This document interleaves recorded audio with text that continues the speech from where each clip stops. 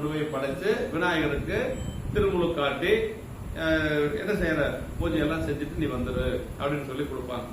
இவன் அந்த குழந்தை என்ன செய்யணும், 8 வயசு குழந்தை அன்னைக்கு பள்ளிக்கூடம் போறதுக்குள்ள செஞ்சுட்டு போகணும். அப்படி குழந்தை போயிட்டு நேரமே போயிட்டு நிவேதனம் எல்லாம் அம்மா செஞ்சு கொடுக்குறாங்க. உடை வச்சு பூஜையெல்லாம் பண்றாரு, அபிஷேகம் பண்றாரு, நிவேதனத்தை படைக்கிறாரு.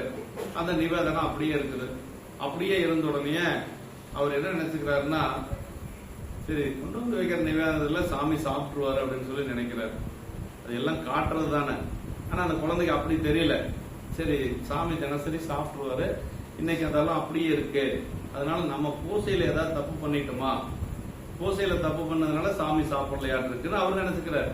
அவர் என்ன பண்ணுவார் அப்படின்னா, தன்னுடைய தலையை கொண்டு போய் அந்த தூண்ல மோதுறதுக்கு போவார். நான் ஏதோ பூசையில தப்பு பண்ணிட்டு இருக்கு அப்படின்னு சொல்லி பூசை அந்த தூண்ல மோத போற பொழுது நம்பி பொறு அப்படின்னு சொல்லி ஒரு அசரீரி கேட்கும். அப்படி நம்பி பொருன்னு ஒரு அசரீரி கேட்ட உடனேயே இவரு நிறுத்திக்கிறார். அடிக்கிறத தலையை மோத வைக்கிறத நிறுத்திக்கிறார். அப்பதான் சாமி கிட்ட இவர் கேட்கிறாரு. சாமி என்ன செய்யறாரு அப்படின்னா, அப்படியே அந்த நிவேதன பொருள் எல்லாம் சாப்பிடுறாரு. இந்த குழந்தை முன்னாடியே கொண்டு வச்ச பொருள் எல்லாம் சாப்பிடுறாரு. அதை பார்த்து அந்த குழந்தைக்கு ரொம்ப மகிழ்ச்சி.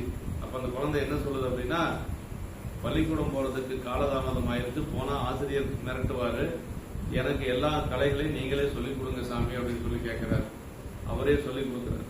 யாரு? விநாயகர் பெருமான் உள்ள இருந்து எல்லாம் உணர்த்துறார். அடியாருடைய பெருமைகளையும் உணர்த்துறார். நாயன்மாருடைய பெருமைகள் 63 நாயன்மார்கள் 9 தொகைகள் பெருமையும் உணர்த்துறார். இதெல்லாம் கேட்டுட்டு அவர் வந்துடுறார். அப்படி எல்லாம் கேட்டுட்டு வந்ததுக்கு பிறகு இந்த செய்தி ஊரு புறம் பரவுது.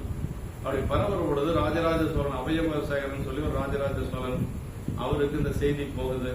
இந்த மாதிரி பொல்லா பிள்ளையாருடைய திருவள்ளுவர் பெற்று ஒரு குழந்தை நம்ம இதுல நாரையூர்ல இருக்கு அப்படின்னு சொல்லி சொன்ன உடனே அந்த குழந்தை பாக்குறதுக்கு வர்றார். எப்படி வர்றாரு அப்படின்னா, நெய்வேத்தியம் எல்லாம் வண்டி வண்டியா எடுத்துட்டு வர்றாரு.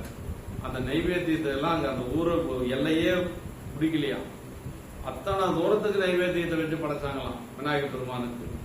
அந்த நைவேத்தியத்தை எல்லாம் கொண்டு வந்து நாரையூர்ல அப்படியே அரசன் வந்து அந்த குழந்தைய வணங்கி அவரை கோயிலுக்கு அழைத்து கொண்டு சென்று, இந்த மாதிரி இந்த திருமுறைகள் எல்லாம் எங்க இருக்குதுன்னு எங்களுக்கு தெரியல, திருமுறையை நீங்க கண்டுபிடிச்சு கொடுக்கணும் அப்படின்னு சொல்லி அவர்கிட்ட கேட்கிறாங்க.